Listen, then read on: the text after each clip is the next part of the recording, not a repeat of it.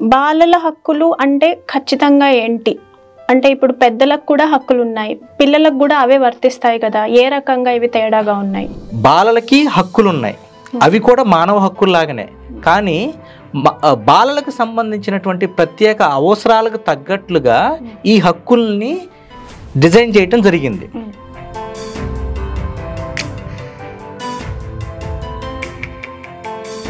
యుఎన్సిఆర్సి అని చెప్పారు కదా, యుఎన్సిఆర్సి గురించి ఇంకొంచెం క్లుప్తంగా ఎక్స్ప్లెయిన్ చేయగలరా?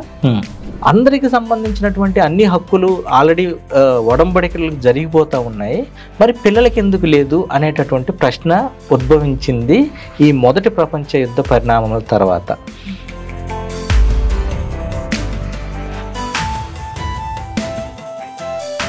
మీరు ఇందాక మాట్లాడుతూ ఇంకొక మాట కూడా అన్నారు, బాలల సంఘాలు, అడాలసెంట్ గర్ల్స్ కలెక్టివ్స్ అని అన్నారు. అవి ఎవరు ఫామ్ చేస్తారు, అవి ఎలా నడుచుకుంటాయి, దాని గురించి కూడా కొంచెం చెప్తారా? బాలల సంఘాలు లేకపోతే అడాలసెంట్ గర్ల్స్ కలెక్టివ్స్ అనేది మేము పార్టిసిపేషన్ అనేటటువంటి ఒక హక్కులో భాగంగా చూస్తూ ఉంటాం.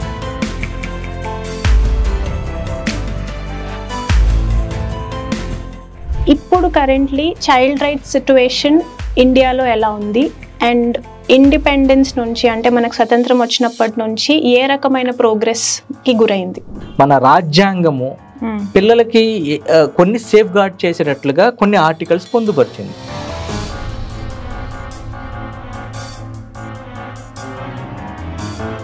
సో చెన్నై గారు, ఇండియాలో చైల్డ్ రైట్స్ సిట్యుయేషన్ ఎలా ఉంది, అండ్ ఇండిపెండెన్స్ నుంచి ఎలాంటి ప్రోగ్రెస్ జరిగింది? స్వాతంత్రం రాక మునుపు బాలలు అనేది మన హిస్టారిక్ కంటెక్స్ట్లో కానీ చూడగలిగితే వారి కుటుంబంలో ఒక భాగం కింద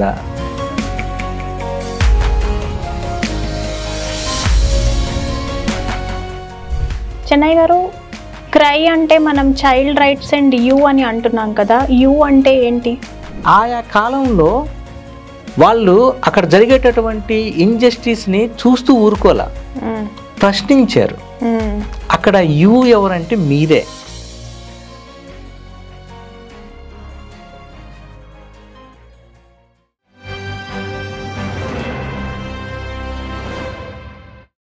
హాయ్, వెల్కమ్ టు 3TV. ఈ మధ్యనే మన భారతదేశం 79వ స్వతంత్ర దినోత్సవాన్ని జరుపుకుంది. ఆ సందర్భంగా దేశంలో బాలల హక్కుల స్థితిగతులని, తర్వాత దేశం బాలల హక్కుల విషయంలో ఎంత ముందుకెళ్ళిందనే అంశాలని చర్చించడానికి మనతో cry child rights and you సంస్థలో స్టేట్ లీడ్గా పనిచేస్తున్న బడుగు చెన్నై గారు ఉన్నారు. నమస్తే చెన్నై గారు, వెల్కమ్ టు 3TV. నమస్తే అండి బిందు గారు. బాలల హక్కులు అంటే ఏంటి, అవి దేశానికి ఎందుకు అవసరం? మీకు ఒక 2 ఉదాహరణల ద్వారా ఈ ప్రశ్నకి సమాధానం చెప్పడానికి ప్రయత్నం చేస్తాను. ఈ మొదటి ఉదాహరణలో ఆ దేశంలో ప్రతి బాలుడు బాలిక 3 పూట్ల తిండి తినటానికి అవకాశాలు ఉన్నాయి. అదేవిధంగా విద్య పొందగలుగుతున్నారు. ప్రతి సందర్భంలో వాళ్ళ ప్రతి దశలో కూడా ఆ పిల్లవాడికి సంబంధించినటువంటి రక్షణ సంరక్షణ చూడగలిగేటటువంటి ఒక దేశం ఉందండి.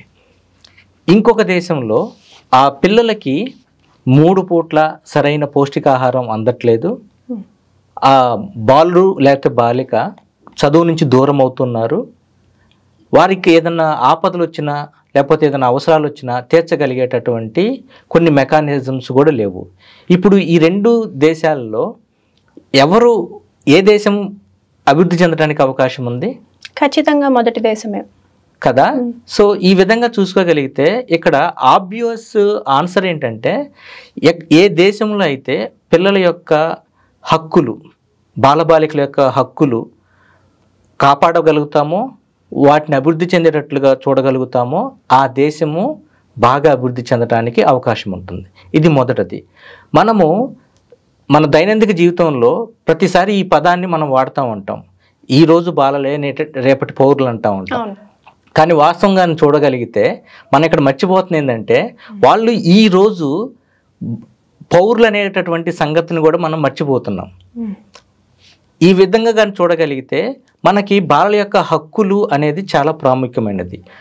మరి ఒక ప్రాముఖ్యమైనటువంటి ఒక అంశాన్ని మీకు తెలియజెప్తుంది ఏంటంటే, ఒక బాలుడు లేక బాలిక విద్య నుంచి కానీ దూరం అయ్యారనుకోండి, రాబోయేటటువంటి తరంలో మనం ఏం చూడగలుగుతాము? ఈ బాలుడు గొప్ప ఆవిష్కరణ చేయలేడు, ఎందుకు? చదువు దూరంగా ఉంటున్నాడు కాబట్టి. రెండోది, తనకి సరైనటువంటి నాయకుల్ని తయారు చేసుకోలేము, దేశానికి కావలసినటువంటి నాయకుల్ని. మరీ ముఖ్యంగా వాళ్ళకి చదువు లేదు కాబట్టి ఎవరిని ఎన్నుకోవాలి, ఏ విధంగా ఆ దేశాన్ని పరిపాలించుకోవాలి అనేటటువంటి కనీస నాలెడ్జ్ కూడా లేకుండా పోతుంది. కరెక్ట్. ఇంకొకటి, ఒక పిల్లవాడికి కానీ సరైనటువంటి పౌష్టికాహారాన్ని మనము చిన్న వయసులో కానీ అందచేయకపోతే దీన్ని మనము జీవించే హక్కు అంటాం, పౌష్టికాహారం మొత్తం కలిపేది. ఇది కానీ లేకపోతే జరిగేటటువంటి పరిస్థితి ఏంటి? భవిష్యత్తులో దేశం యొక్క కార్మిక ఉత్పాదకత పైన ఖచ్చితంగా ప్రభావం చూపెడుతుందా? అవును. ఇంకొక మూడో అంశం, ఈ బాలులకు సంబంధించినటువంటి రక్షణ కానీ వాళ్ళు పొందలేకపోతే వాళ్ళు ముందు ముందు పేదరికంలో మగ్గటానికి అవకాశం ఉంటుంది. తర్వాత మరీ ముఖ్యంగా అసాంఘిక కార్యకలాపాల్లోకి వెళ్ళటానికి అవకాశం ఉంది. ఈ మూడు సందర్భాలు కానీ చూడగలిగితే మనకేం తెలుస్తుంది? మన పిల్లలకి సంబంధించినటువంటి హక్కులు ఖచ్చితంగా ఉండాలి.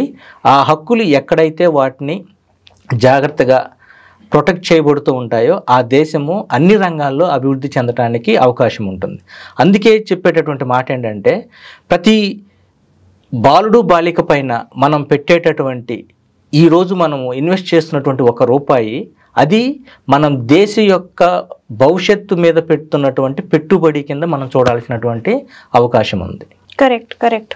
సో అసాంఘిక కార్యకలాపాలు అన్నారు కదా, దాని గురించి ఇంకొంచెం వివరణ ఇవ్వగలరా? అంటే చదువు నుంచి దూరం అవుతూ ఉంటారు. చదువు నుంచి దూరం అయిపోయిన తర్వాత 2 రకాలైనటువంటి పరిస్థితులు జరగడానికి అవకాశం ఉంటుంది. మొదటిది ఏంటి? బాల కార్మికుల కింద మారటమో లేకపోతే బాల్య వివాహాల కింద మారటమో, ఆ పరిస్థితులకు తగ్గట్లుగా వాళ్ళు దానిలో ఒక విక్టిమ్ రోల్ కింద ప్లే చేసేటటువంటి సందర్భాలు ఉంటాయి. ఇంకొన్ని సందర్భాల్లో ఎప్పుడైతే చదువు నుంచి దూరం అవుతారో వాళ్ళు ఆటోమేటిక్గా ఈరోజు మనం చూస్తున్నటువంటి చాలా సందర్భాల్లో కూడా చిన్న వయసులోనే చట్ట వ్యతిరేక కార్యకలాపాల కింద మారిపోయేటటువంటి సందర్భాలు ఉన్నాయి. దీన్ని మనం జువెనైల్స్ కింద చూస్తూ ఉన్నాం. ఇలాంటివి సమాజానికి కూడా థ్రెట్టే. సో అందుకే బాలల యొక్క పరిస్థితులు, వారి హక్కుల్ని మనం ఎంతగైతే మనం కాపాడుకోగలుగుతామో ఆ విధంగా దీన్ని మనం ముందుకు తీసుకెళ్ళడానికి అవకాశం ఉంటుంది. సో బాలల హక్కులు అంటే ఖచ్చితంగా ఏంటి? అంటే ఇప్పుడు పెద్దలకు కూడా హక్కులు ఉన్నాయి, పిల్లలకు కూడా అవే వర్తిస్తాయి కదా, ఏ రకంగా ఇవి తేడాగా ఉన్నాయి? మీకు ఒక ఉదాహరణ చెప్తాను. దీని ద్వారా మనము బాలల హక్కులకి తర్వాత మానవ హక్కులకి మధ్య ఉన్న తేడాన్ని కూడా చెప్పడానికి ప్రయత్నం చేస్తాం. ఒక ఉదాహరణలో చాలా పెద్ద తుఫాను వస్తుంది. ఈ ఉదాహరణలో ఆ తుఫానులో పెద్దవాళ్ళు ఉన్నారు, స్త్రీలు ఉన్నారు, మరి ముఖ్యంగా పిల్లలు ఉన్నారు. మీలాంటి వ్యక్తి చూసి అందరికీ గొడుగులు ఇచ్చారండి. ఎందుకు? ఆ వర్షం కింద తడవకూడదు, జాగ్రత్తగా ఉండాలని మీలాంటి వ్యక్తులు వచ్చేసి గొడుగు ఇచ్చారు. ఇప్పుడు ఆ గొడుగు అందరికి ఇచ్చారు, కానీ పిల్లవాడికి కావాల్సింది ఏంటి? ఆ గొడుగు ఇస్తూ ఆ గొడుగు పట్టుకొని ఆ పిల్లవాడిని ఆ గొడుగు కిందకి తీసుకొని రాగలగాలి. తనంతట తను రాలేడు కాబట్టి, తనంతా తను పట్టుకోలేడు. ఆ తుఫాన్లో తను ఆ గాలిని లేకపోతే ఆ వాటర్ని లేకపోతే ఆ చలిని తను తట్టుకోలేడు కాబట్టి తన గొడుగు ఇచ్చినా కానీ ఉపయోగం లేదు. కానీ తను కాపాడటానికి ఆ గొడుగుని పట్టుకొని ఒక వ్యక్తి ఉండాలి.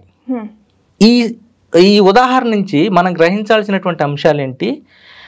బాలలకి హక్కులు ఉన్నాయి, అవి కూడా మానవ హక్కుల్లాగానే. కానీ బాలలకు సంబంధించినటువంటి ప్రత్యేక అవసరాలకు తగ్గట్లుగా ఈ హక్కుల్ని డిజైన్ చేయటం జరిగింది. అది కూడా మన UNCRC ప్రకారంగా డిజైన్ చేయడం జరిగింది. మన భారతదేశం కూడా దానిలో ఆమోదించింది, మేము కూడా వాటిని ఇంప్లిమెంట్ చేస్తామని చెప్పింది. మీకు దాని ప్రకారంగా చూసుకుంటే ప్రధానంగా 4 హక్కులు ఉన్నాయి. ఒకటి జీవించేటటువంటి హక్కు. ఈ జీవించేటటువంటి హక్కు ఏంటంటే తల్లి గర్భం నుంచి తను 18 సంవత్సరాలు వచ్చేంత వరకు కూడా తను జీవించడానికి కావలసినటువంటి అన్ని రకాలైనటువంటి పరిస్థితులన్నీ కూడా మన రాజ్యాంగము ద్వారా ఈ పిల్లవాడికి సక్రమంగా అందజేసేటట్లు చూడగలగాలి. అంటే తల్లి గర్భంలో ఉన్నప్పుడు తల్లి ఆరోగ్యాన్ని చూడాలి, ఆ బిడ్డ ఆరోగ్యాన్ని చూసేటట్లుగా ఆరోగ్యపరమైనటువంటి సేవలు అందచేయాలి. పుట్టిన తర్వాత తనకు కావలసినటువంటి ఇమ్యునైజేషను, అంటే వ్యాధి నిరోధక టీకాలు, తర్వాత పిల్లవాడికి కావలసినటువంటి పౌష్టికాహారాన్ని, అదేవిధంగా జాతీయత, తర్వాత తన ఐడెంటిటీని తెలియజేసేటటువంటి అంశాలు, ఏ రకమైనటువంటి వ్యాధులకు వచ్చినా కానీ నిలదొక్కుని జీవించేటటువంటి హక్కు 18 సంవత్సరాల వరకు కూడా ఈ జీవించేటటువంటి హక్కులు మనం పిల్లవాడికి ఇస్తున్నాము అనేది, పిల్లవాడికి పొందుతున్నారనేది అక్కడ మనకు తెలుస్తున్నాం. రెండోది అభివృద్ధి చెందేటటువంటి హక్కు. ఈ అభివృద్ధి చెందేటటువంటి హక్కు అంటే ఏంటి? తప్పనిసరిగా చదువులో కొనసాగాలి, తర్వాత తను అనుకునేటటువంటి జీవనాన్ని తను కొనసాగించేటట్లుగా అన్ని రకాలైనటువంటి వనరులంతా కూడా తనకి అందుబాటులోకి తీసుకొని రాగలి. మీకు ఒక ఉదాహరణ చెప్తాను. రీసెంట్గా క్రై ద్వారా తెలంగాణలో ఉన్నటువంటి ఒక గ్రామీణ ప్రాజెక్టులో మేము పనిచేసేటప్పుడు అక్కడ ఆ పాప పేరు మీనా. తన వయసు వచ్చేటప్పటికి 12 సంవత్సరాలు. ఆ పాప హఠాత్తుగా ఒకరోజు మా ఫీల్డ్ టీం పనిచేయటానికి వెళితే తను ఇంట్లో ఉన్నటువంటి తన చెల్లెలను చూసుకోవటానికి బడికి వెళ్లకుండా సుమారు 1 నెల రోజుల నుంచి ఇంట్లోనే ఆగిపోయి ఉంది. అది చూసిన తర్వాత మా ఫీల్డ్ టీం వెళ్ళేసి వాళ్ళతో మాట్లాడి ఆ పాప యొక్క పరిస్థితులు తెలుసుకొని తల్లిదండ్రులతో మాట్లాడి ఈరోజు స్కూల్కి మళ్ళీ తిరిగి పంపిస్తున్నాం. తన స్కూల్కి వెళ్ళేటప్పుడు అక్కడ స్కూల్లో ఉండేటటువంటి మిడ్ డే మీల్స్ పొందుతుంది, అదేవిధంగా అక్కడ ఉండేటటువంటి చదువుని కొనసాగుతుంది. ఈరోజు ఆ పాప చాలా నమ్మకంగా, ధైర్యంగా నేను పెద్ద అయిన తర్వాత ఒక డాక్టర్ అవుతానని చెబుతుంది. ఈ పనిచేసేటటువంటి దానిలో నుంచి మీరు కానీ చూడగలిగితే తను అభివృద్ధి చెందేటటువంటి హక్కుని తిరిగి మళ్ళీ పొందేటట్లుగా చేయగలిగామా? అవును. అదేవిధంగా చిన్న వయసులోనే జరిగినటువంటి పరిస్థితుల్లో కానీ టీకాలు సక్రమంగా అందచేయటం ద్వారా ఇంకొక పనిచేసేటటువంటి ప్రాజెక్టులో ఆ పిల్లలకి సంబంధించినటువంటి జీవించేటటువంటి హక్కును కూడా మేము పొందగలిగేటట్లు చేస్తున్నాము కదా. ఇవి రెండు. మూడో దానికి వచ్చేటప్పటికి రక్షణ పొందేటటువంటి హక్కు. రక్షణ పొందేటటువంటి అంటే ఏంటి? పిల్లల పైన నిర్లక్ష్యం కాకుండా వారికి అన్ని వేళ రక్షణ, సంరక్షణ, కుటుంబం నుంచి సమాజం వరకు, స్కూల్ నుంచి అంగన్వాడీ దశ నుంచి తర్వాత వాళ్ళు ఇచ్చేటటువంటి అన్ని స్పేసెస్లో కూడా ఆ పిల్లలకి రక్షణ పొందేటట్లుగా చూడగలగటం. నాలుగో దానికి వచ్చేటప్పటికి భాగస్వామ్య హక్కు. అంటే పిల్లలకి అన్ని సందర్భాల్లో స్వేచ్ఛగా వారి యొక్క ఒపీనియన్ తెలియజేసేటటువంటి హక్కు, వారి యొక్క ఆలోచనల్ని అందరికీ తెలియచెప్పేటటువంటి హక్కు కింద ఇది మన భాగస్వామ్య హక్కు మనం చూస్తున్నాం. మీకు ఒక ఉదాహరణ చూడగలిగితే ఆంధ్రప్రదేశ్లో మేము బాలలతో పాటు పనిచేసేటప్పుడు బాలల సంఘాలని ఏర్పాటు చేస్తాం. మరి ముఖ్యంగా అమ్మాయిల కోసం ఈ బాలల సంఘాలను ఏర్పాటు చేస్తాం. ఆ విధంగా 15 నుంచి 18 సంవత్సరాల లోపు ఉన్నటువంటి అమ్మాయిల కోసం మేము అడాలసెంట్ గర్ల్స్ కమిటీస్ అని ఫామ్ చేస్తూ ఉంటాం. ఆ దానిలో ఒక అమ్మాయి వయసు 16 సంవత్సరాలు. ఆ అమ్మాయి తన అడాలసెంట్ గర్ల్స్ కలెక్టివ్లో మాట్లాడుతూ హఠాత్తుగా కన్నీరు పెట్టుకొని ఏడ్చింది. మిగతా చుట్టుపక్కల ఉన్నటువంటి అమ్మాయిలు స్నేహితులు కదా, వాళ్ళు వెళ్ళేసి ఏమైంది అని అడిగితే తను ఒక్కసారిగా బాధపడుతూ తను చెప్పినటువంటి మాట ఏంటంటే, ఇంట్లో నా తల్లిదండ్రులు నాకు సంబంధాలు తీసుకొచ్చారు, నాకు వివాహం చేయాలని చెప్పి అనుకుంటున్నారు. నేను దాన్ని చేయాలో అర్థం కాలేదంటే మిగతా ఆ సంఘంలో ఉన్నటువంటి అందరు అమ్మాయిలందరూ కలిసి ఒక స్టాండ్ తీసుకొని ఆ కుటుంబం దగ్గరికి వెళ్ళి ఆ తల్లిదండ్రులతో మాట్లాడి మరీ ముఖ్యంగా చైల్డ్ లైన్ 1098కి ఫోన్ చేసి ఈ సమాచారాన్ని తెలియజేశారు. తద్వారా ఏమైందంటే ఆ వివాహము జరగకుండా ఆగిపోయింది. ఈ ఉదాహరణలో 2 హక్కుల్ని మీకు తెలియజెప్పడానికి ప్రయత్నం చేస్తా. మొదటిదేంటి? అక్కడ రక్షణ పొందేటటువంటి హక్కు. ఆ బాలిక తనకి తెలుసు కాబట్టి నేను రక్షణ పొందాలనుకుంది. రెండో దానికి వచ్చేటప్పటికి మిగతా అమ్మాయిలందరూ కూడా తన కోసం నిలబడ్డారు. అంటే ఏంటి? వాళ్ళు పాల్గొనేటటువంటి హక్కు దీని ద్వారా వాళ్ళు పొందగలిగారు. ఈ విధంగా క్రై చేసేటటువంటి ప్రాజెక్ట్ ఏరియాస్లో మేము వీటిని పిల్లలకి బాలల హక్కుల్ని తెలియచెబుతూ వాటిని వాళ్ళ సొంతంగా ఎక్సర్సైజ్ చేసేటట్లుగా మా యొక్క కార్యక్రమాలని మేము డిజైన్ చేసి పిల్లలకు అందేటట్లుగా చూస్తాం. ఈ విధంగా పిల్లల హక్కులు అనేది, బాలల హక్కులు అనేది ఖచ్చితంగా మానవ హక్కులతో పోల్చుకుంటే కొంత డిఫరెంట్. కానీ ఇవి వాటి యొక్క ప్రత్యేకమైనటువంటి పిల్లల యొక్క అవసరాలకు తగ్గట్లుగా వీటిని చేయడం జరిగింది. ఒక్కటి బాగా గుర్తుంచుకోండి, ఎక్కడైతే బాలల హక్కుల్ని గౌరవించి వాటిని ప్రొటెక్ట్ చేయడానికి అందరూ కలిసి పనిచేస్తామో అక్కడ ఉండేటటువంటి, అది గ్రామం కానివ్వండి, స్లమ్ కానివ్వండి, లేకపోతే రిమోట్ ఏరియాలో ఉన్నటువంటి ట్రైబల్ బెల్ట్లో ఉన్నటువంటి ఒక చిన్న రిమోట్ ఏరియా కానివ్వండి, లేకపోతే బాగా అభివృద్ధి చెందినటువంటి నగరాలైనా కానివ్వండి, అక్కడ కాపాడబడతాయో అక్కడి నుంచి వచ్చేటటువంటి పిల్లలు వారి భవిష్యత్తు మీద ఖచ్చితంగా ఒక పురోగతి కనిపించడానికి అవకాశం ఉంది. ఇందాక మీరు యుఎన్సిఆర్సి అని చెప్పారు కదా, యుఎన్సిఆర్సి గురించి ఇంకొంచెం క్లుప్తంగా ఎక్స్ప్లెయిన్ చేయగలరా? United nations child rights convention కింద మాట్లాడడానికి అవకాశం ఉంది. దీని యొక్క చరిత్రను చాలా క్లుప్తంగా చెప్పడానికి ప్రయత్నం చేస్తాను. మొదటి ప్రపంచ యుద్ధం జరిగింది, కొన్ని సంవత్సరాల గ్యాప్లోనే మళ్ళీ మనకి రెండో ప్రపంచ యుద్ధం కూడా జరిగింది. ఈ యుద్ధం జరిగినప్పుడు అందరి యొక్క ఏంటంటే ఆ యుద్ధంలో పాల్గొన్న దేశాలు ఎవరు గెలిచారు, ఎవరు ఓడిపోయారు, తర్వాత వచ్చేటటువంటి చారిత్రక రాజకీయ పరిణామాలన్నీ జనరల్గా అందరం కూడా మనం తెలుసుకుంటూ ఉంటాం. ఇక్కడ ఆ యుద్ధాలు జరిగేటటువంటి క్రమంలోనే ఒక గొప్పగా మార్పు కూడా నాంది పలికినటువంటి ఒక సందర్భాన్ని మీకు తెలియజేస్తా. మొదటి ప్రపంచ యుద్ధం జరిగినప్పుడు ఏం జరిగిందంటే అనేక కోట్ల మంది ప్రజలు ప్రాణాలు కోల్పోయారు. దానిలో ఎక్కువ గాయాల పాలైనటువంటి వాళ్ళు, నిరాశ్రులైనటువంటి వాళ్ళు, ఆకలితోటి అలమటించేటటువంటి ఉండేటటువంటి పరిస్థితులు ఉన్నాయి కదా, ఆ దేశాలు, ఆ కుటుంబాలు ఉన్నాయి కదా, వీళ్ళలో ఎక్కువగా ఇబ్బంది పడుతున్నటువంటి వాళ్ళు ఎవరంటే పిల్లలు అని మొట్టమొదటిసారిగా ప్రపంచం చాలా ప్రత్యక్షంగా చూసింది ఈ మొదటి ప్రపంచ యుద్ధం అప్పుడు. ఇది చూసిన తర్వాత అరే మానవ హక్కులు అనేది మనం అందరం మాట్లాడుతూ ఉన్నాము, కానీ పిల్లలకి ప్రత్యేకమైనటువంటి అవసరాలు ఉన్నాయి. మరీ ముఖ్యంగా ఇలాంటి సందర్భంలో మనం చాలా జాగ్రత్తగా చూడగలుగుతున్నాము. అందరికి సంబంధించినటువంటి అన్ని హక్కులు ఆల్రెడీ ఒడంబడికలకు జరిగిపోతూ ఉన్నాయి, మరి పిల్లలకి ఎందుకు లేదు అనేటటువంటి ప్రశ్న ఉద్భవించింది ఈ మొదటి ప్రపంచ యుద్ధ పరిణామాల తర్వాత.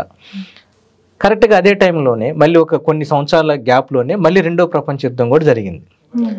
ఆ సందర్భంలో ఈ సమస్యలు మరింత చాలా ఎక్కువగా వచ్చినాయి అన్నమాట. వీటిని చూసిన తర్వాత అన్ని దేశాలు కలిసికట్టుగా ఒక నిర్ణయానికి వచ్చినాయి, ఇలాగైతే లాభం లేదు, అన్ని దేశాలు ఐకమత్యంగా కూర్చొని మాట్లాడుకొని బాలలకు సంబంధించినటువంటి హక్కుల్ని మనము నిర్వచించేసి ఏమేమి కావాలి, ఏమేమి అవసరం అవుతాయి, ఏ విధంగా చేయొచ్చు, అన్ని దేశాలు ఐకమత్యం కలుపుకుంటే మన భవిష్యత్ తరాన్ని మొత్తాన్ని కూడా ఇక్కడి నుంచి చాలా జాగ్రత్తగా చూసుకొని పోవచ్చు అని చెప్పేసి తీసుకొని రావటం వల్ల ఆ ఆలోచన నుంచే వచ్చింది మన యుఎన్సిఆర్సి. ఈ విధంగా చేయటం వల్ల మనకి యుఎన్సిఆర్సి అనేది ఫామ్ అయింది. దానిలో మన భారతదేశం కూడా దానికి తగ్గట్లుగా అంగీకరించి ఈ అంతర్జాతీయ బాలల హక్కుల ఒడంబడికల్లో పొందుపరచబడినటువంటి అన్ని అంశాలని మా దేశంలో మేము కూడా ఇంప్లిమెంట్ చేస్తాము, మా పిల్లలందరికీ కూడా ఈ విధంగా అందేటట్లు చూస్తామని చెప్పేసి దీనిలో సంతకం చేసింది. అలా చేయటం ద్వారానే మన దేశము ఈ బాలల హక్కులకు సంబంధించినటువంటి చాలా పురోగతి కూడా కొనసాగుతూ ఉంది. ఇంకా ఎంత వెళ్ళాలనే దానిలో అది ముందు మనము లోతుగా చూడొచ్చు. మీరు ఇందాక మాట్లాడుతూ ఇంకొక మాట కూడా అన్నారు, బాలల సంఘాలు, అడాలసెంట్ గర్ల్స్ కలెక్టివ్స్ అని అన్నారు. అవి ఎవరు ఫామ్ చేస్తారు, అవి ఎలా నడుచుకుంటాయి, దాని గురించి కూడా కొంచెం చెప్తారా? ఇది బాలల సంఘాలు లేకపోతే అడాలసెంట్ గర్ల్స్ కలెక్టివ్స్ అనేది మేము పార్టిసిపేషన్ అనేటటువంటి ఒక హక్కులో భాగంగా చూస్తూ ఉంటాం. ఇది చేయటానికి ప్రధానమైనటువంటి కారణం ఏంటంటే, ఒక ఉదాహరణ ఇస్తా. మీరు ఒక అమ్మాయిగా ఉన్నారు, ఇంట్లో ఒక అమ్మాయిగానే మీ యొక్క భావాల్ని తెలియజెప్పడానికి అవకాశం ఉంటుంది.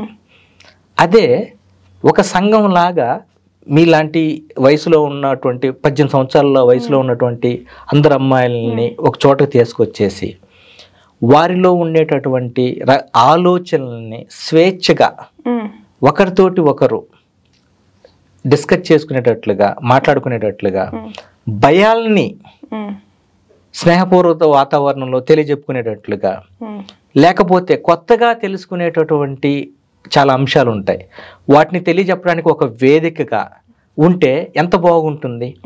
ఒక సేఫ్ నాన్ జడ్జ్మెంటల్ స్పేస్. ఆ విధంగా చేయటానికి సంబంధించి అది మేము క్రై పనిచేసేది రూరల్ ఏరియాస్లో పనిచేస్తూ ఉంటాము, అర్బన్ స్లమ్స్లో పనిచేస్తూ ఉంటాము, ట్రైబల్ పాకెట్స్లో కూడా పనిచేస్తూ ఉంటాం. ఇక్కడ ఉండేటటువంటి అమ్మాయిల్ని, కిషోర బాలికల్ని, ఈ 10 నుంచి 18 సంవత్సరాల లోపు ఉన్నటువంటి అమ్మాయిల్ని ఈ దీనిలో 20-30 మంది వరకు తీసుకొని వచ్చేసి వారికి ఒక గ్రూప్ యొక్క నియమ నిబంధనలు తెలియచెప్తూ, ఒకరినొకరు రెస్పెక్ట్ చేసుకుంటూ, ఒకరిని ఒకరు గౌరవించుకుంటూ, వారిలో ఉండేటటువంటి భావాలని చాలా ఫ్రీగా తెలియజెప్పుకుంటూ, మరీ ముఖ్యంగా దీని ద్వారా ఏమంటే నాకు ఒక సంఘము నాతో పాటు ఉన్నారు అనేటటువంటి ఒక ధైర్యాన్ని దీని ద్వారా వాళ్ళు పొందొచ్చు.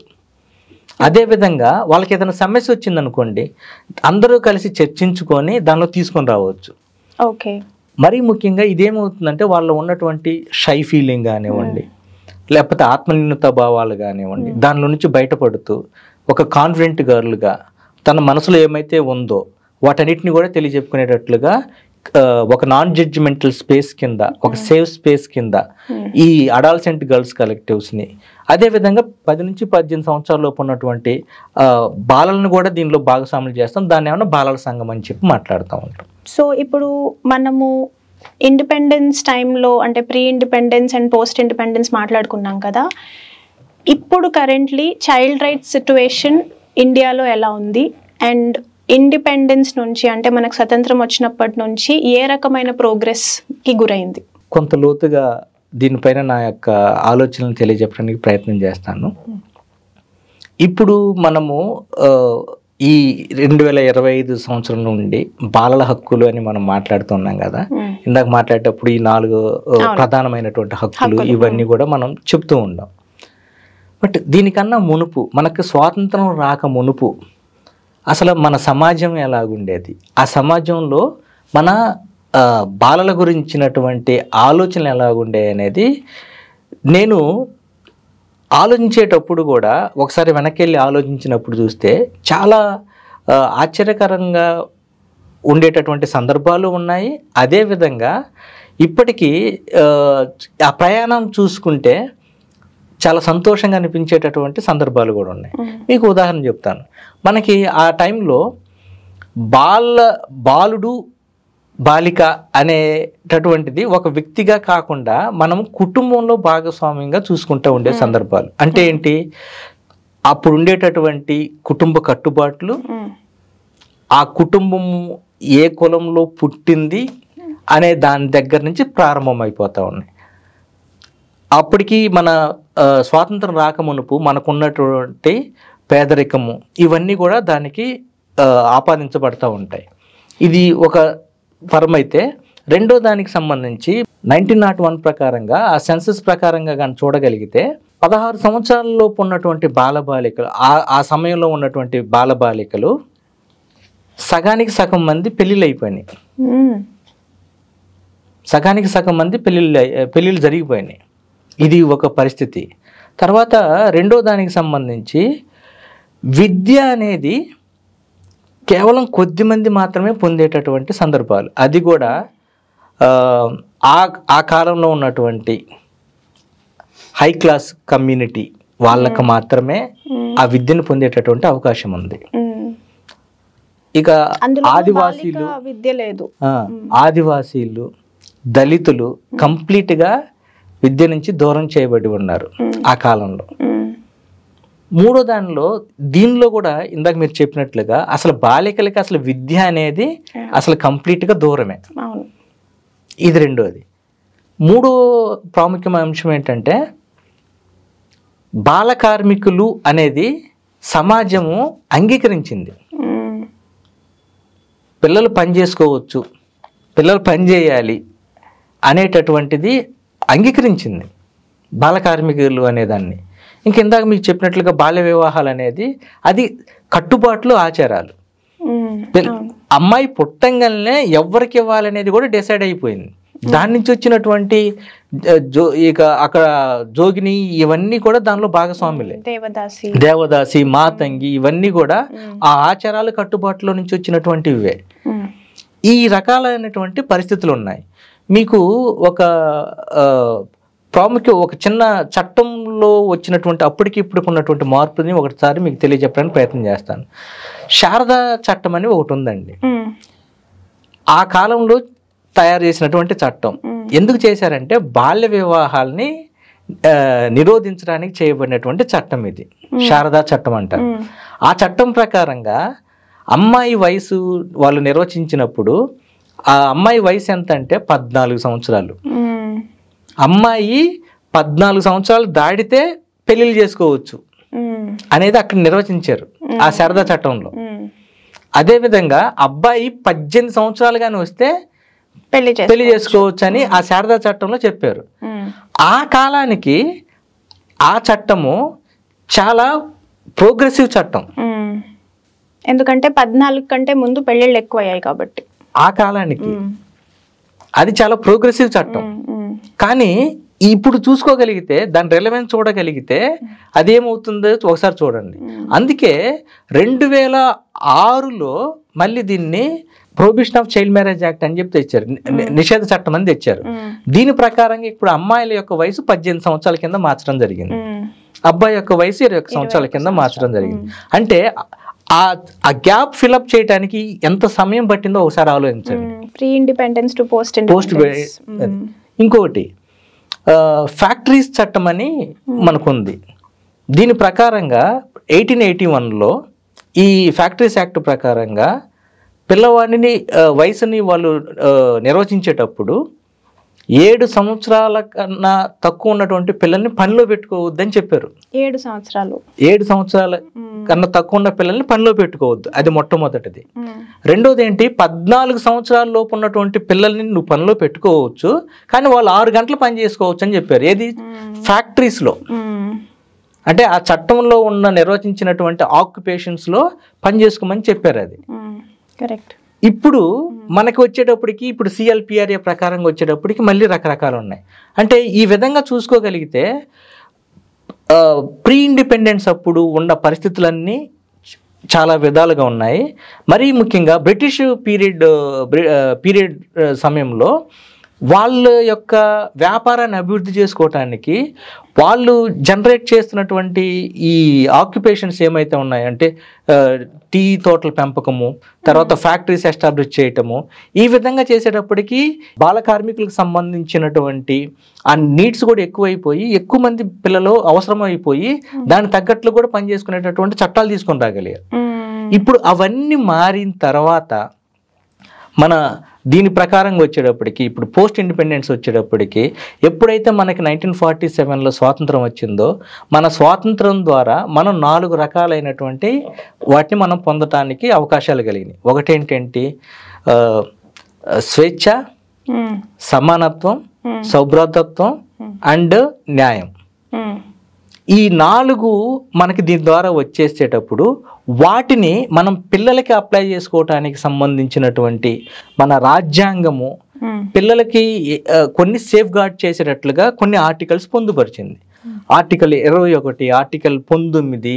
అదేవిధంగా దాని ద్వారా వీటి ద్వారా మనము ఉచిత నిర్బంధ విద్య అనే దాన్ని పెంపొందించటము, అదేవిధంగా ఖచ్చితంగా వారు కావలసిన బాల కార్మికులుగా పనిచేసుకోకూడదు అని చెప్పటం కానివ్వండి. ఇవన్నీ కూడా మన ఇండిపెండెన్స్ తర్వాత మనకి వీటిని పిల్లలకి అందజేసుకునేటటువంటి ఒక అవకాశాలు మనకు కలిగినాయి.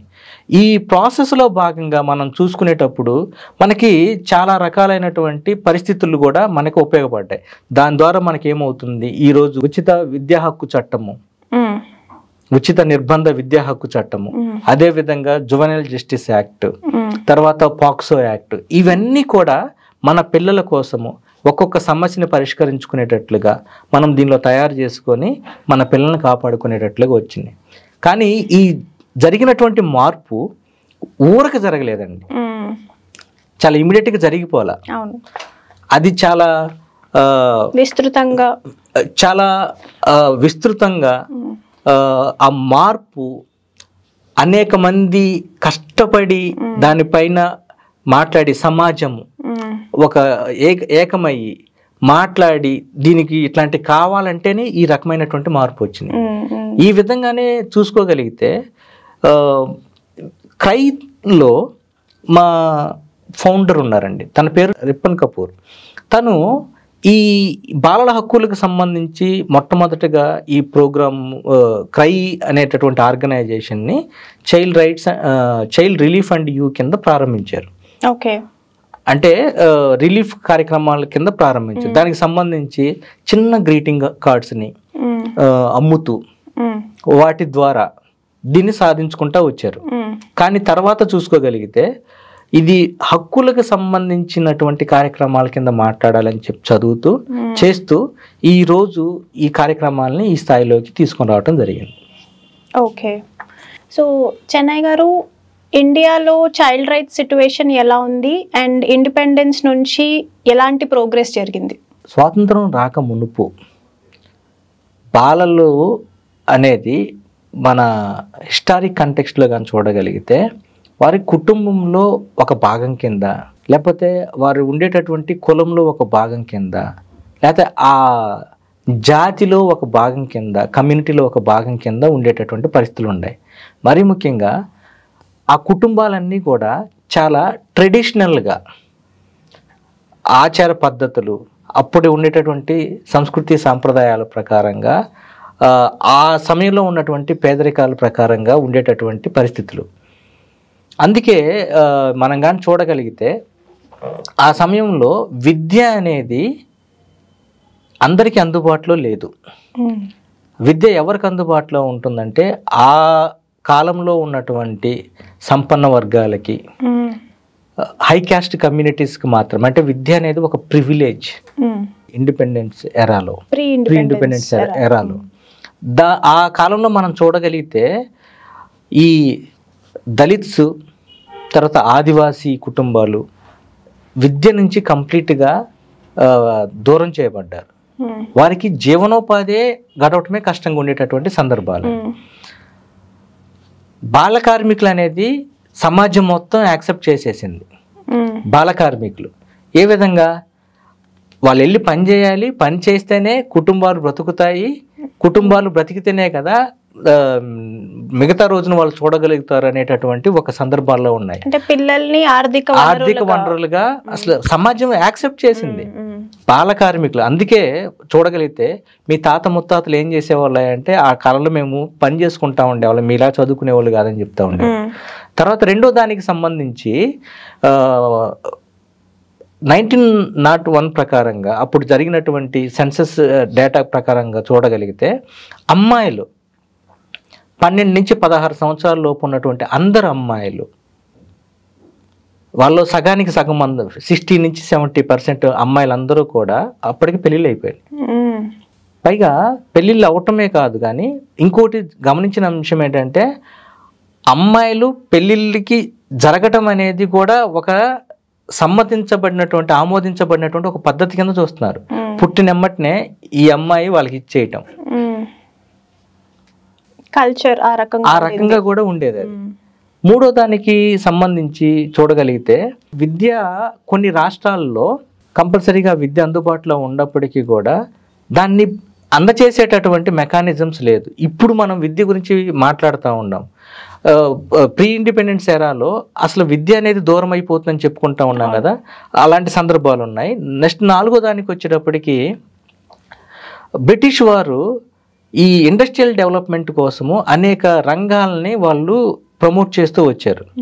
ఇండస్ట్రియల్ ఫ్యాక్టరీస్, తర్వాత ఇట్లాగా వీటిని ప్రమోట్ చేసేటప్పుడు వారు కొన్ని తీసుకొచ్చినటువంటి కొన్ని రంగాలు ఏంటంటే తేయాకు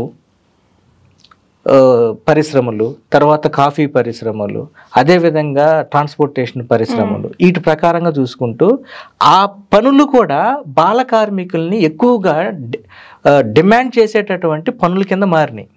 ఎందుకంటే చిల్డ్రన్ ఆర్ చీప్ లేబర్ కాబట్టి అది ఒకటి. మూడో దానికి సంబంధించి ఆ కాలంలో 1881లో ఫ్యాక్టరీస్ యాక్ట్, మనం ఫ్యాక్టరీస్ యాక్ట్ ప్రకారంగా నిర్వచన ప్రకారం చూడగలిగితే దానిలో ఏం చెప్పారంటే 7 సంవత్సరాల లోపు ఉన్నటువంటి బాలల్ని పనిలో పెట్టుకోకూడదని చెప్పారు. అంటే 7 సంవత్సరాలు వాళ్ళ ప్రకారంగా ఇచ్చినటువంటి హైయెస్ట్ ఏంటి 7 సంవత్సరాలు. 12 సంవత్సరాల లోపు ఉన్నటువంటి బాలల్ని 6 గంటల వరకు పని చేయించవచ్చు అని చెప్పారు. 6 గంటలు.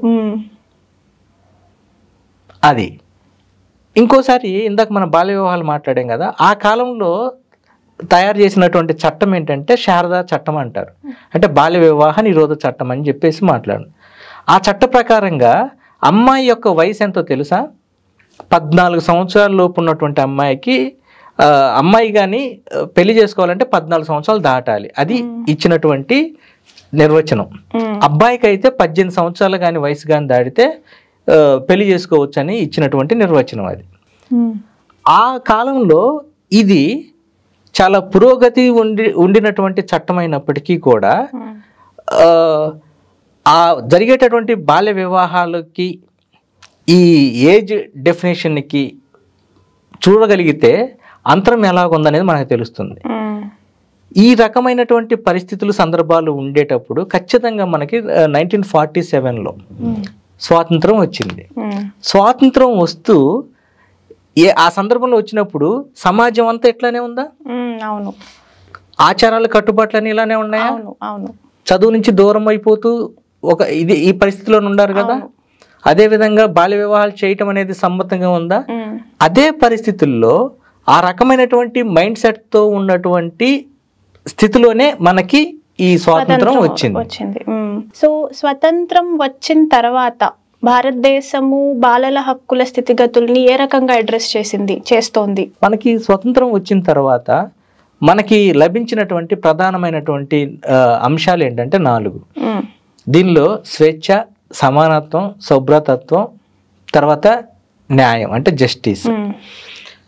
ఇవి మన దేశంలో ఉన్నటువంటి పౌరులు అందరికీ కూడా ఇవ్వాలి అనేది మనం సాధించుకున్నటువంటి ఈ స్వాతంత్రం ద్వారా మనం పొందుతున్నటువంటి ప్రధానమైనటువంటి అంశాలు.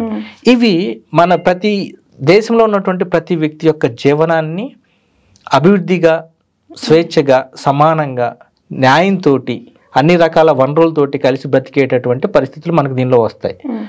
ఇలాంటి సందర్భాల్లో మనకి చూసుకుంటూ ఉంటే మరి పిల్లలకి కూడా, బాలలకి కూడా వీటన్నిటిని కూడా వర్తింప చేయటానికి అప్పటి నుంచి మన ప్రోగ్రెస్ మరింతగా ముందుకు వెళ్ళటానికి అవకాశం దొరికింది.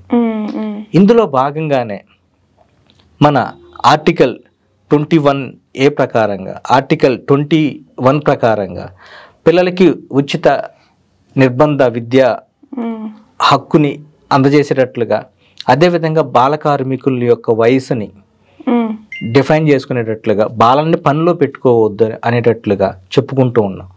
దీంతో పాటు ఉచిత నిర్బంధ విద్యా హక్కు చట్టాన్ని మనము సాధించుకోగలిగాము, తయారు చేసుకోగలిగాము. దానితో పాటు జువెనైల్ జస్టిస్ యాక్ట్ని తీసుకొని రాగలిగాము. పిల్లల యొక్క వెల్ఫేర్కు సంబంధించి అనేక పథకాలని కూడా మనము దీనిలో తీసుకొని రాగలిగాం. ఇమ్యునైజేషన్ దగ్గర నుంచి, న్యూట్రిషన్ దగ్గర నుంచి, అదేవిధంగా వారికి సంరక్షణ అవసరమయ్యేటటువంటి రకరకాల చట్టాలని, చైల్డ్ లేబర్ యాక్ట్ కానివ్వండి, పాక్సో యాక్ట్ కానివ్వండి, ఇవన్నీ కూడా మనం ఇండిపెండెన్స్ తర్వాత ఈ విధంగా మనం తీసుకొని రాగలిగాం. అయితే ఇలాగ తీసుకొని వచ్చేటటువంటి సందర్భాల్లో పాలసీస్, చట్టాలు మనం ఎన్నుకున్నటువంటి వాళ్ళు తయారు చేస్తారు. కానీ ఈ చట్టాలు వాటంతటికి అవే నడుచుకుంటూ వెళ్ళి గ్రామాల్లో ఉన్నటువంటి ఆ కుటుంబాల్లో ఉన్నటువంటి వాళ్ళ దగ్గరికి వెళ్ళి తెలియచెప్పలేవు కదా. అలాగ తెలియచెప్పటానికి సంబంధించి ఎవరైతే చేయగలుగుతారో అప్పుడు మాత్రమే ఇవన్నీ అందరూ తెలుసుకోవటానికి అవకాశాలు ఉంటాయి. అందులో భాగంగానే క్రైని స్థాపించినటువంటి రిప్పన్ కపూర్ గారు, ఈయన పిల్లలకు సంబంధించి ఒక సేవ చేయాలనేటటువంటి ఉద్దేశంతో ఈ చైల్డ్ రిలీఫ్ అండ్ యూ అనేటటువంటి సంస్థను స్థాపించారు మొదట్లో. ఆ మొదట్లో స్థాపించినప్పుడు గ్రీటింగ్ కార్డ్స్ని అమ్ముతూ ఆ వచ్చినటువంటి డబ్బులతోటి పిల్లలకి, దేశంలో ఉన్నటువంటి అనేక పిల్లలకి ఆ సందర్భానికి వారికి ఏదైతే అవసరం అవుతుందో వాటిని ఇస్తూ కొనసాగేటట్లుగా చేసుకున్నారు. కానీ కొన్ని సంవత్సరాల పని చేసిన తర్వాత అర్థమైంది ఏంటంటే పిల్లలకి కేవలం రిలీఫ్ ఇస్తేనే కుదరదు. ఎప్పుడైతే ఇందాక మనం మొదట్లో మాట్లాడుకున్నాం కదా హక్కులు, ఆ హక్కుల్ని జాగ్రత్తగా కాపాడుతూ ఆ హక్కుల గురించి పిల్లలందరికీ అర్థమయ్యేటట్లుగా చేస్తూ పిల్లలతో పాటు పనిచేస్తున్నటువంటి కుటుంబాలు, సమాజము, మిగతా చాలా మంది స్టేక్ హోల్డర్స్ వీళ్ళందరికీ కానీ తెలియచెప్తేనే ఈ యొక్క చట్టాల పైన, పిల్లల యొక్క హక్కుల పైన అవగాహన ఉంటుందనే ఉద్దేశం పైన క్రై తరపున రకరకాల ప్రోగ్రామ్స్ పోస్ట్ ఇండిపెండెన్స్ ద్వారా కార్యక్రమాలు స్థాపించుకొని ఈరోజు 46 సంవత్సరాల అనుభవంతో దేశంలో ఉన్నటువంటి సుమారు 26 రాష్ట్రాల్లో క్రై ద్వారా ఈ ప్రోగ్రామ్స్ని ఇంప్లిమెంట్ చేయడం జరుగుతుంది. అందుకే పిల్లల యొక్క రైట్స్, అభివృద్ధి, తర్వాత వెల్ఫేరు ఇవన్నిటిని కూడా ఈ కార్యక్రమాల్లో పొందుపరుచుకుంటూ చాలా ప్రభావవంతంగా ముందుకు తీసుకుని వెళ్ళటం జరుగుతుంది. ఓకే, సో మీరు చైల్డ్ రైట్స్ అండ్ యూ అన్నారు కదా. సో యూ అంటే ఇప్పుడు మీరు సమాజం యొక్క బాధ్యత గురించి చెప్పారు. సో ఒక సమాజంలో ఉన్న ఒక ఆర్డినరీ సిటిజన్ యొక్క రెస్పాన్సిబిలిటీస్ ఏంటి ఈ బాలల హక్కుల పరిరక్షణలో? ఈ క్రై పేరులోనే ఉందండి, బాలల హక్కులు మరియు మీరు. ఈ మీరు అనేటటువంటి దాన్ని మీరు అడుగుతున్నారు కాబట్టి దాని గురించి తెలియజెప్పడానికి ప్రయత్నం చేస్తాను. ఇక్కడ ఇందాక పోస్ట్ ఇండిపెండెన్స్ ఎరాలో మాట్లాడుతూ క్రైకి సంబంధించినటువంటి అంశంలో రిప్పన్ కపూర్ గారు తను అనుకున్నారు, అక్కడి నుంచి ప్రారంభమైంది. అదేవిధంగా ఆ భావజాలాన్ని ఒకసారి మనం పనిచేస్తున్నటువంటి మనం డైలీ ఇంటరాక్ట్ అవుతున్నటువంటి చూద్దాం. సమాజంలో అనేక రకాలైనటువంటి వ్యక్తులు ఉంటారు. అది వ్యక్తిగత దగ్గర నుంచి కుటుంబ స్థాయి నుంచి సమాజంలో ఉన్నటువంటి అందరూ. ఈ చైల్డ్ రైట్స్ అండ్ యూ ఏం చేస్తుందంటే మిమ్మల్ని భాగస్వాములు కమ్మని చెబుతుంది. ఆ యూ అంటే ఎవరో కాదు, మీరే. ఆ మీరంటే ఏ విధంగా అవుతుంది? ఒక తల్లి, తండ్రి బాధ్యత తీసుకొని తన బిడ్డను స్కూల్కి పంపమని చెబుతుంది. మీరు బజార్లో నడుచుకుంటూ వెళ్తున్నారు, ఒక పిల్లవాడు తప్పిపోయి ఉన్నారు. మీరు చూసి వెళ్లకుండా ఆగి పిల్లవాడి దగ్గర నుంచి సమాచారం తీసుకొని 100కో 1098కో కాల్ చేయమని చెప్తున్నారు. అక్కడ ఎవరైతే కాల్ చేస్తారో వాళ్ళే యూ అని అర్థం. చెన్నై గారు, క్రై అంటే మనం చైల్డ్ రైట్స్ అండ్ యూ అని అంటున్నాం కదా, యూ అంటే ఏంటి? యూ అంటే ఇక్కడ అందరము అనేటటువంటి భావనలోకి వస్తున్నాం. ఇక ఇందాక మనం చూడగలిగితే కొన్ని ఉదాహరణలు మీకు చెప్తానండి. ఒక టీచరు ఆ స్కూల్కి వచ్చేటటువంటి పిల్లవాళ్ళందరినీ కూడా బాగా చదివించేటట్లుగా చేయగలిగితే అక్కడ యూలో తనే టీచరు ఒక ప్రాముఖ్యమైనటువంటి రోల్ పోషిస్తున్నట్లు లెక్క. దానికి నిజమైనటువంటి నిర్వచనం అది. అదేవిధంగా ఒక రోడ్లో వెళ్తూ ఉండేటప్పుడు ఒక పిల్లవాడు తప్పిపోయి ఉన్నా కానీ లేకపోతే ఒక ప్రమాదంలో కానీ కనబడితే ఇది ఏంటి తన నాది కాదు కదా అనుకోకుండా ఇమీడియట్గా 100కి కానీ 1098కి కానీ ఫోన్ కానీ చేస్తే అతనేనమాట. మన హిస్టారిక్ కానీ చూడగలిగితే కొన్ని ఉదాహరణలు చెప్తాను మీకు. చూడండి, సావిత్రిబాయి పూలే, జ్యోతిరావు పూలే వీళ్ళ గురించి మనం చాలా వరకు తెలుసుకొని ఉంటాం. ఆ కాలంలో వీళ్ళు చేసినటువంటి పని ఏంటి? అమ్మాయిలు చదువు నుంచి దూరం అవుతున్నారని చెప్పేసి అప్పటి సమాజాన్ని వీళ్ళు పోరాడుతూ వ్యతిరేకిస్తూ ఆ కాలంలోనే పిల్లలకు సంబంధించినటువంటి ఒక స్కూల్ ప్రారంభించారు. మొట్టమొదటి స్కూల్ ప్రారంభించారు. దీనిలో మీకు ఆ స్టోరీ చదివేటప్పుడు చాలా ఇన్స్పైరింగ్గా అనిపించేటటువంటి కొన్ని అంశాలు ఏంటంటే, తను సావిత్రిబాయి పూలే పిల్లలను చదివించడానికి ఆ స్కూల్కి వెళ్ళి పాఠాలు చెప్పడానికి వెళ్తుందని తెలిసి దారిని నడుచుకుంటూ వెళ్తుంటే తన మీద పేడ, రాళ్ళు ఇట్లా వేస్తూ ఉండేవాళ్ళు. తనకి వేరే అవకాశం లేక స్కూల్కి వెళ్ళి తను కట్టుకున్న చీరను తీసేసి కొత్త చీరను కట్టుకొని మళ్ళీ పిల్లలకి పాఠాలు బోధించారు. తర్వాత మనకి తమిళనాడు నుంచి పెరియార్ ఈవి రామస్వామి గారు ఉన్నారు. ఆయన చేసింది ఏంటి? కుల వివక్షత పైన పోరాడుతూ పిల్లలకి చదువుకు సంబంధించినటువంటి, మరి ముఖ్యంగా అమ్మాయిలకి చదువు కావాలని వెలుగెత్తి చాటి ఆ కాలంలోనే చాలా విప్లవాత్మకమైనటువంటి మార్పులు తెచ్చేటట్లుగా తన భావజాలాన్ని చాలా బలంగా వినిపించారు. అది చూడగలిగితే ఈరోజు మనకి ఏమవుతుందంటే, తను చేసినటువంటి ఆ భావజాలం ద్వారా ఈరోజు అమ్మాయిలు చాలా ధైర్యంగా విద్యని పొందగలుగుతూ ఉన్నారు. తర్వాత మనకి ముత్తులక్ష్మి గారు ఉన్నారు. ఈవిడ మొట్టమొదటి లెజిస్లేటర్. ఈవిడ చేసింది ఏంటంటే, తప్పిపోయినటువంటి పిల్లలకి తర్వాత వాళ్ళకి విద్యకు సంబంధించినటువంటి మొట్టమొదటి కాలేజెస్ని ప్రారంభించి చేసినటువంటి ఈవిడ అనమాట.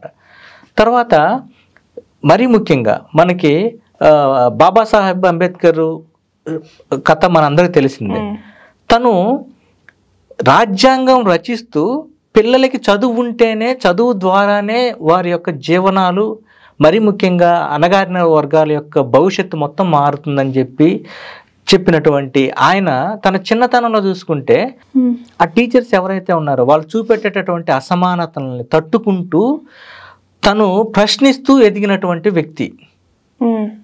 అదేవిధంగా మన కర్ణాటకలో ఉన్నటువంటి నాగరత్నమ్మ గారు కానివ్వండి, ఈవిడ దేవదాసికి సంబంధించి, జోగిని సంబంధించినటువంటి ఆచారాలని, ఇలాంటి సందర్భాలన్నింటినీ కూడా చాలా ఎదిరించి ఆ సంస్కరణలు తీసుకొచ్చేటట్లుగా చేయగలిగారు.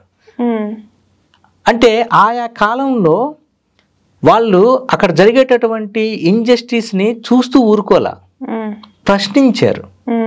అక్కడ యు ఎవరంటే మీరే, ఆ కాలంలో వాళ్ళే. కానీ అట్ ద సేమ్ టైం మనం ఎప్పుడు కూడా ఒకటి గుర్తుంచుకోవాల్సిన అంశం ఏంటంటే, ప్రతి సందర్భంలో ఎవరో ఒకరు వస్తారు, వాళ్ళు వెలుగెత్తి చాటుతారు, వాళ్ళు ప్రశ్నిస్తారు. ఈ విధంగా అనుకుంటే కుదరదు. ఇక్కడ చేయాల్సినటువంటి ఒక మాట ఏంటంటే, మన తల్లిదండ్రులకు సంబంధించి మీరుగా సమాజంలో ఒక బాధ్యత గల పౌరుడిగా మీరు మీ యొక్క బాధ్యత తీసుకొని కానీ చేయగలిగితే అప్పుడే ఈ మొత్తము మూమెంట్లో దీనిలో ముందు కొనసాగడానికి అవకాశం ఉంటుంది. చాలా బ్యూటిఫుల్గా ఎక్స్ప్లెయిన్ చేశారు. అంటే ఇది సస్టైనబుల్ కూడా, అందరూ కలిసికట్టుగా దీన్ని చూసి దాని మీద పనిచేస్తేనే ఇది సాల్వ్ అవుతుంది అని చాలా క్లుప్తంగా బాగా చెప్పారు. సో ఆన్ దట్ నోట్, ఈరోజు ఇండియాలో చైల్డ్ రైట్స్ పరిస్థితి ఎలా ఉంది, ఇంకా ఎలాంటి గ్యాప్స్ ఉన్నాయి, అసలు అవి ఏంటి? మనకి ఇందాక చెప్పినట్లుగా ఇండిపెండెన్స్ వచ్చిన తర్వాత నుంచి మనము బాలల హక్కులు, తర్వాత బాలల అభివృద్ధి పైన చాలా పురోగతిని సాధించడం కూడా జరిగింది. మన కాన్స్టిట్యూషనల్ సేఫ్ గార్డ్స్ అయినటువంటి రకరకాల ఆర్టికల్స్ 14, 16, 21, 21A, ఈ ఆర్టికల్స్ అన్నిటిని కూడా మనకి పిల్లలకు సంబంధించినటువంటి చదువు, సమానత్వం, అవకాశాలు, అభివృద్ధి వీటిపైన సేఫ్ గార్డ్గా యాక్ట్ చేస్తూ ఉన్నాయి. వీటితో పాటు మనకి గమనిస్తున్నటువంటి అంశాలు ఏంటంటే, పిల్లలకు సంబంధించినటువంటి చదువు విషయంలో విద్యా హక్కు చట్టం ద్వారా పిల్లల్ని ప్రతి ఒక్కరు కూడా స్కూల్కి పంపించేటట్లుగా మనం ఏర్పాటు చేసుకుంటాం. అయినప్పటికీ కూడా కొన్ని ఛాలెంజెస్ అయితే మనకి ఉన్నాయి. దీనిలో చూడగలిగితే స్కూల్స్ ఉన్నాయి, కానీ స్కూల్స్లో సౌకర్యాలు లేని పరిస్థితులు ఉన్నాయి, టీచర్స్ లేనటువంటి సందర్భాలు ఉన్నాయి. అదేవిధంగా బాల కార్మిక నివేదిక ప్రకారంగా సుమారు మన దేశంలో 21 మిలియన్స్ బాల కార్మికుల వరకు ఉన్నారు. 21 మిలియన్ బాల కార్మికుల వరకు ఉన్నారు. యూనిసెఫ్ ఇచ్చినటువంటి నివేదిక ప్రకారంగా ప్రతి 10 నుంచి 18 సంవత్సరాల లోపు ఉన్నటువంటి అమ్మాయిల్లో ప్రతి ముగ్గురులో ఒకరు బాల్య వివాహాలు జరుగుతున్నారనే సందర్భాలు ఉన్నాయి. మరీ ఇంకొకటి ముఖ్యంగా మన NFHS 23 డేటా ప్రకారం చూడగలిగితే 67% పిల్లలు రక్తహీనతతో బాధపడుతున్నారని ఉన్నారు. తర్వాత మెటర్నాలిటీ మోర్టాలిటీ రేటు చాలా వరకు తగ్గింది. ఇన్ఫెంట్ మోర్టాలిటీ రేట్ ఖచ్చితంగా చాలా వరకు తగ్గింది. కానీ ఇప్పటికీ వస్తున్నటువంటి ఆ 13 కేసులు కానీ ఇవన్నీ కూడా దానిలో మనకి కనపడుతూనే ఉన్నాయి. ఇవన్నీ కూడా ఛాలెంజెస్. ఈ ఛాలెంజెస్ని కలిసికట్టుగా ఎలాగ మనం సాధిస్తాము అనేది ఇక్కడ ప్రాముఖ్యమైనటువంటి అంశం. సో ఈ ఛాలెంజెస్ మీరు చెప్పారు కదా, అంటే కల్చరల్గా సోషియో ఎకనామిక్ ఛాలెంజెస్ కూడా ఉంటాయి. ఇవన్నిటిని దృష్టిలో పెట్టుకుని మనకి వే అహెడ్ ఏంటి, మనం ఎలా ముందుకు వెళ్ళాలి, అండ్ ఇంకొకటి అందరం కలిసికట్టుగా ఆ యూ మీద దృష్టి సారిస్తూ ఎలా ముందుకు వెళ్ళాలి అందరం, దాని మీద మీ కమెంట్స్ ఏంటి? ఇది మనకి కలిసికట్టుగా సాధించడానికి 4 రకాలైనటువంటి అంశాలు మనం చూడాల్సి ఉంటుంది. ఒక వ్యక్తిగా ఎక్కడన్నా పిల్లలకు సంబంధించినటువంటి ఒక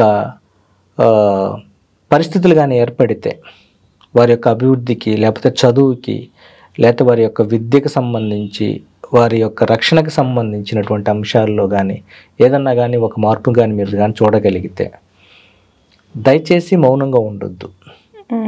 దాని గురించి తెలియచెప్పండి, కన్సర్న్డ్ డిపార్ట్మెంట్స్కి తెలియచెప్పండి. ఒక కుటుంబంగా మీ యొక్క బిడ్డల్ని స్కూల్కి పంపించండి. ఒక సమాజంగా అందరూ కలిసి పిల్లలకు సంబంధించినటువంటి విషయాలపైన చర్చించండి. ప్రభుత్వ అధికారుల దగ్గరికి వెళ్ళి పిల్లలకు సంబంధించినటువంటి అంశాలపైన వారే, ప్రభుత్వ అధికారులు అంటే స్కూల్లో పనిచేస్తున్నటువంటి టీచర్లు కానివ్వండి, పంచాయతీలో ఉండేటటువంటి పిఆర్ఐ మెంబర్స్ కానివ్వండి, తర్వాత డబ్ల్యూసిడి డిపార్ట్మెంట్లో ఉండేటటువంటి కన్సర్న్డ్ గవర్నమెంట్ రిప్రజెంటేటివ్స్ కానివ్వండి, వాళ్ళతోటి కలవండి, కలిసి పని చేయండి. పిల్లలకు కావాల్సినటువంటి అవసరాలని వారు అందేటట్లుగా వారితోటి సహకరించేసి వాళ్ళతో పాటు కలిసి పనిచేసేటట్లుగా ప్రయత్నం చేయొచ్చు. తర్వాత ప్రభుత్వాలు, మనం ఎన్నుకున్నటువంటి పంచాయతీలు కానివ్వండి, తర్వాత జిల్లా స్థాయిలో ఉండేటటువంటి అధికారులు కానివ్వండి, ఏదైతే పిల్లలకు సంబంధించినటువంటి బడ్జెట్స్ ఉన్నాయో వాటికి సంబంధించినటువంటి అందజేసేటట్లుగా మనము ప్రశ్నించవచ్చు, మాట్లాడవచ్చు, వారిని అడగవచ్చు. మనం యొక్క రిప్రజెంటేషన్స్ కూడా వారికి తెలియజెప్పవచ్చు. ఇలాగా ఎప్పుడైతే తెలిసి కలిసికట్టుగా మనందరం కలిసి పనిచేస్తూ ఉంటామో, ఆ నిశ్శబ్దాన్ని మనం ఛేదిస్తామో, ఆ పిల్లలకు సంబంధించినటువంటి అంశాలు ఇవి చిన్నవే కదా అనే ఉదాసీనతని మనము ఎప్పుడైతే మనము జయిస్తామో, అప్పుడు మనం అనుకున్నట్లుగా మన పిల్లలకు సంబంధించి, మరి ముఖ్యంగా బాలబాలికలకు సంబంధించి వారి యొక్క విద్యలో 18 సంవత్సరాలు ఎలాంటి ఆటంకాలు లేకుండా, ఏ విధమైనటువంటి రక్షణ సంరక్షణ సమస్యలు లేకుండా వారు స్వేచ్ఛగా రాగలుగుతారో, మనం దేశం కూడా అభివృద్ధి వైపు తీసుకెళ్లేటట్లుగా చేయటానికి మనకి మంచిగా ఉపయోగపడుతుంది, దోహదపడుతుంది.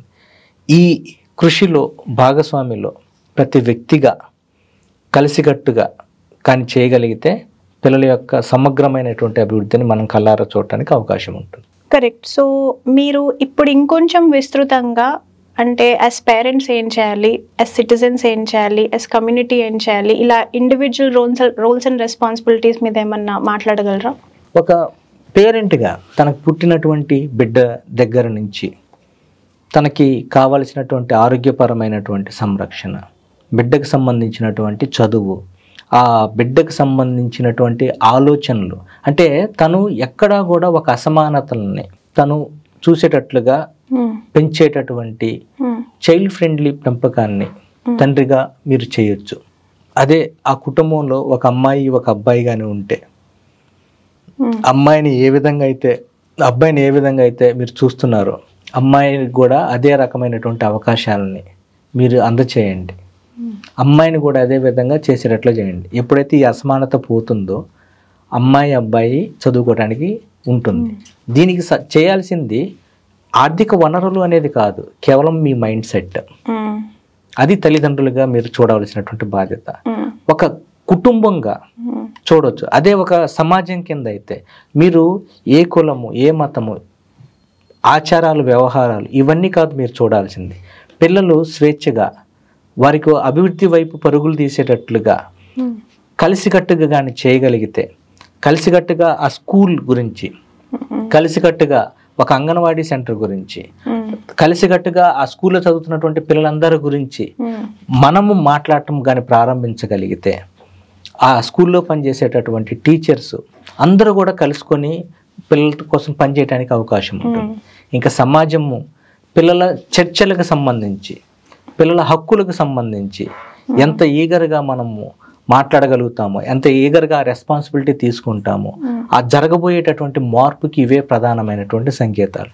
ఎప్పుడైతే వ్యక్తిగా, కుటుంబంగా, అదేవిధంగా సమాజంగా మనందరం కలిసికట్టుగా పనిచేసి పిల్లలకు సంబంధించినటువంటి అంశాల గురించి మాట్లాడతామో, అది ఖచ్చితంగా పిల్లలకు సంబంధించినటువంటి అభివృద్ధిలో చాలా ప్రోగ్రెసివ్ విధానం కింద మారడానికి అవకాశం ఉంటుంది. కరెక్ట్. సో ఈ పిల్లల హక్కులే మానవ హక్కులు అని ఒక సమాజం నమ్మితే అప్పుడు ఆ సమాజం ఇంకా స్పీడ్గా, ఇంకా ఫాస్ట్గా డెవలప్మెంట్ వైపు అడుగులేయడానికి ముందుకెళ్తుంది అని అంటున్నారు. సో పిల్లల హక్కుల గురించి మనం చట్టాలు, సామాజిక బాధ్యతలు, తర్వాత ప్రీ అండ్ పోస్ట్ ఇండిపెండెన్స్ జరిగిన మార్పులు, ఇలా చాలా విషయాలు మనకి తెలియజెప్పిన చెన్నై గారికి 3TV తరఫున హృదయపూర్వక ధన్యవాదాలు. Thank you. థ్యాంక్ యూ అండి.